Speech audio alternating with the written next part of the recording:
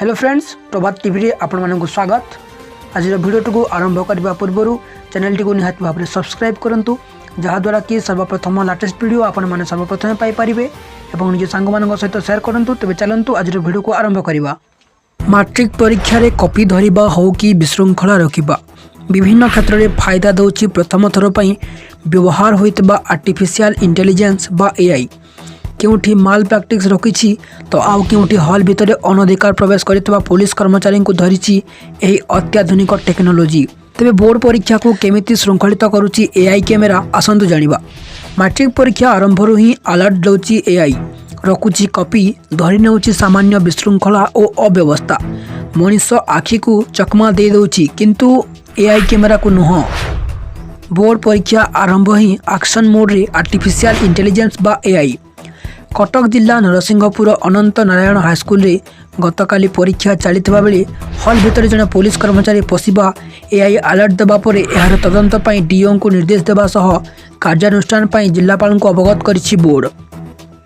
सेहीपरि 3टी केन्द्र रे 3 जण परीक्षार्थी कॉपी करुतबा धरिछि एआई। एथिसह गेट पाखरे परीक्षार्थी को फ्रिस्किंग बा चेकिंग बेले त्रुटि होइतबा एवं डेस्क बेंच व्यवस्थित नथिबा अलर्ट आसीछि। एहा परे डीओ को रिपोर्ट तलब करा जिबा सह एहार जेपरि पुनरावृत्ति न हुए सेथिपाई तागिद करिछि बोर्ड। नजर पकांतु मैट्रिक परीक्षा बेले केउ प्रमुख त्रुटि और विशृंखला पर नजर रखिछि एआई। परीक्षार्थी कॉपी कथबार्ता किंबा डेस्क बैग घुंचा घुंची बेले यह नजर करुछि।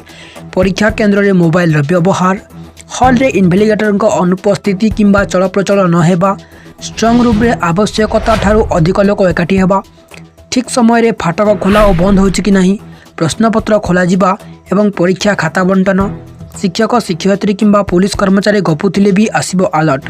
परीक्षा को श्रृंखलित करबा पई देशर प्रथम परीक्षा बोर्ड भावे आर्टिफिशियल इंटेलिजेंस रो सहायता नेछि ओडिशा माध्यमिक शिक्षा परिषद। राज्यर प्राय 100टी अति संवेदनशील परीक्षा केन्द्र रे 7 ରୁ 8टी एआई सर्विलांस कैमेरा लागिथिबा बेले 100 ରୁ अधिक संवेदनशील केन्द्र एवं समस्त नोडाल सेंटर रू होची लाइव स्ट्रीमिंग।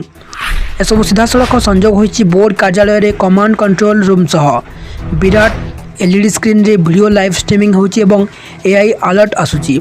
एसबू पर तीक्ष्ण नजर रखिछन्ति बोर्ड कर्तृपक्ष एवं 20 जणिया ऑब्जर्वर टीम। केउटी विशृंखला नजर आसिले 3 जणिया ऑफिसर कमिटी को जणेबे एवं एहार तर्जमा पर कार्यानुष्ठान ग्रहण करिवे बोर्ड। केवल मैट्रिक नुहे 16 तारिख आरंभ होइतबा युक्त 2 परीक्षा रे भी आर्टिफिशियल इंटेलिजेंस सर्वेलांस उपयोग व्यवस्था होइछि।